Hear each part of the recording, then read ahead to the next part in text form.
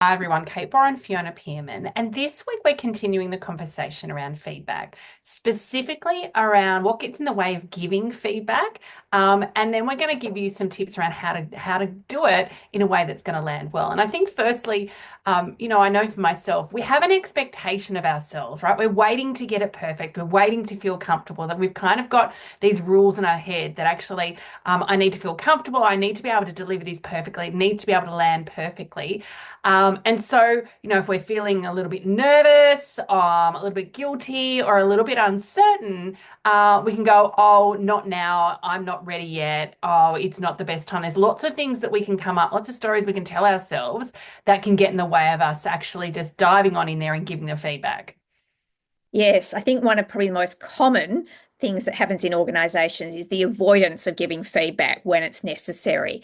And look, there's lots of good reasons going on beneath the surface for this. I mean, firstly, if we're giving something that we think the other person is going to react to, we're worried about being disliked. Most of us want to have good relationships at work. We want to get on well with other people. And if we're giving people feedback we think they don't like, then of course that's going to make us feel as though we might be damaging the relationship. And this sits closely with a fear of conflict. We don't tend to like being in disagreement with people. And quite often we know that in feedback, the other person might get reactive or defensive. So we're anticipating that maybe some conflict's going to come up. So there's lots of good reasons why it feels uncomfortable, or it feels as though it could be uncomfortable, and therefore we're shying away from it. Yeah, I think back to that piece of, wanting to get it perfect, then we go, what if it goes wrong? And that's where we can easily catastrophize. And look, I put my hand up as I was so avoidant in my executive career, early in my executive career. I had to learn how to do it, of giving feedback.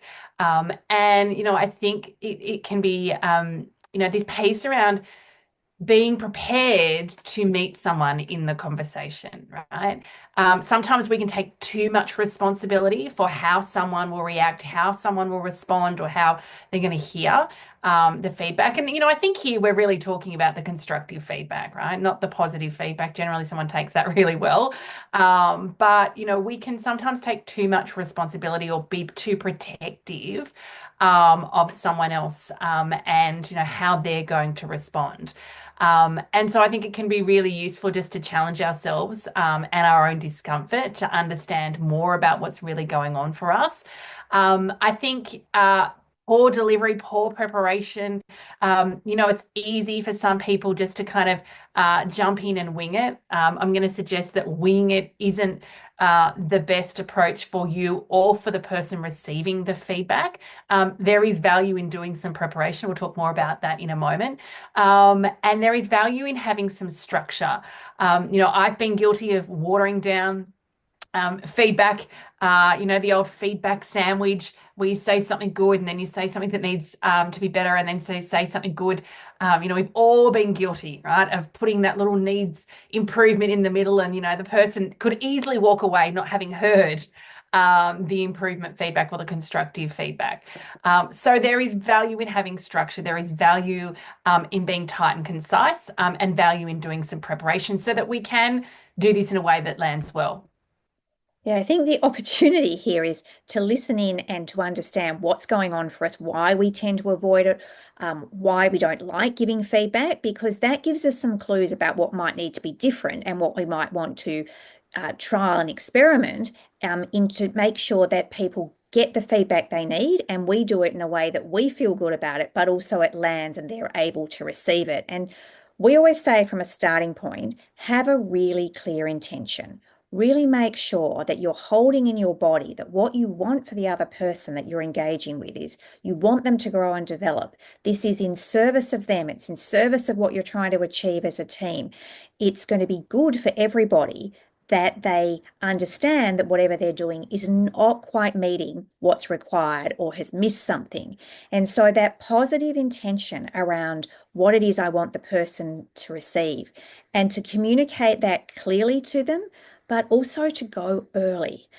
As we were talking about, when we avoid this, when we keep letting things slide, when we water it down, it's really hard for the other person to understand what's important here and for them to grasp what's going on. So it's up to us to bite the bullet, to do a bit of preparation, and then be prepared to step in and say something, preferably in real time, or catch it very early and speak into it within a day or so, so that the person gets a chance to respond when it's fresh.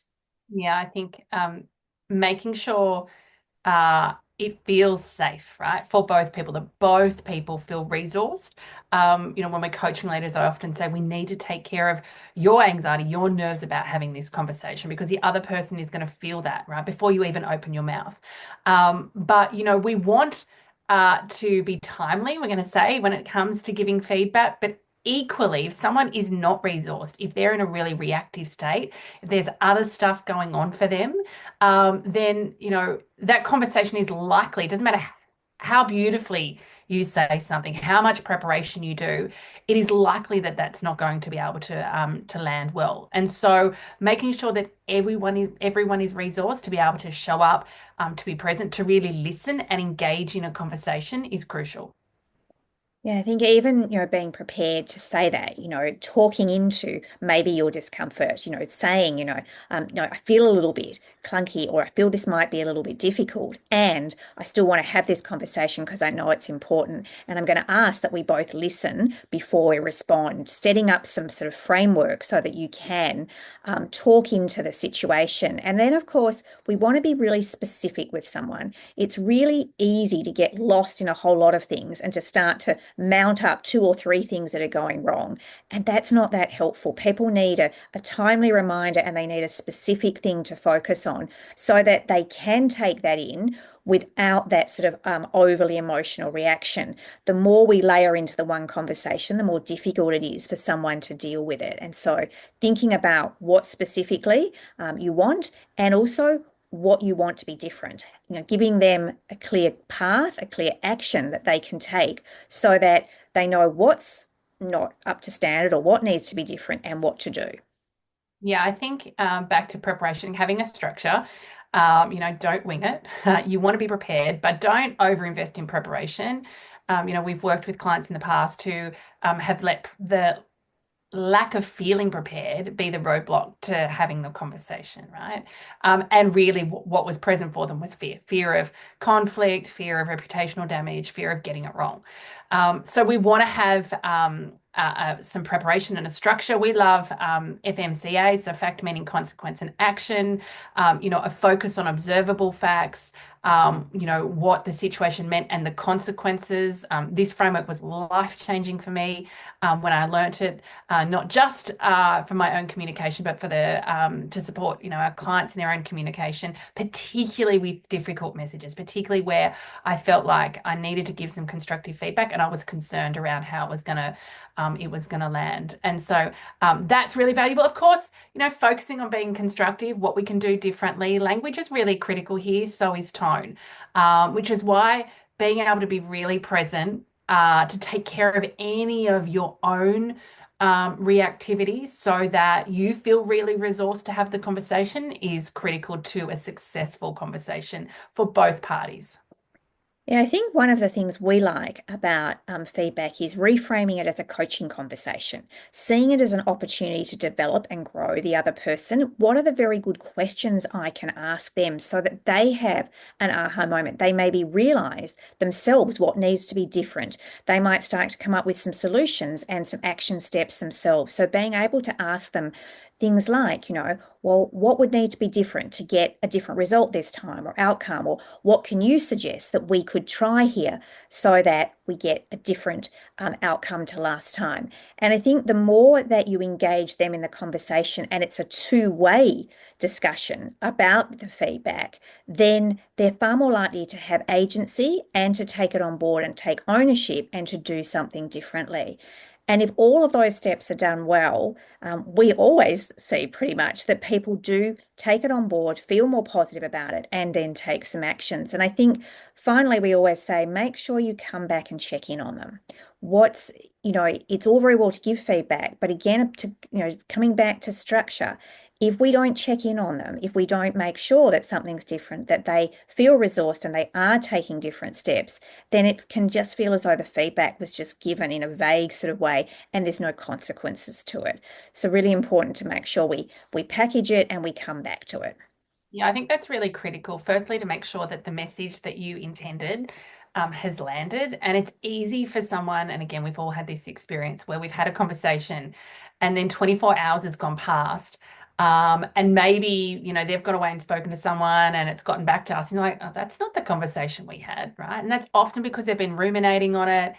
They've been joining dots. They're making assumptions. Like a lot of things have gone on since you walked out of that conversation. So really important to circle back. Really important to circle back, particularly if it didn't go well or if you don't think it landed well. But I think this is a really valuable thing that we don't do as often as we should as leaders.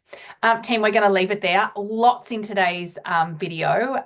So really encouraging you maybe to listen to it a couple of times and jot down some notes. If you've enjoyed today's confidence conversation or you know someone who would benefit, I think all of us could benefit from, really focusing on how we give feedback. We'd love for you to share this video with them or tag them below. If you'd like to find out more about our work or listen to more of our videos, head over to our YouTube channel, hit subscribe. Lots of different playlists for you to dig into to learn more about self-awareness, to hear from clients we've worked with in the Acts of Confidence program who share their story about the impact of our work. And if and when you're ready to go deeper with your relationship with core confidence, visit our website, coreconfidence.com.au.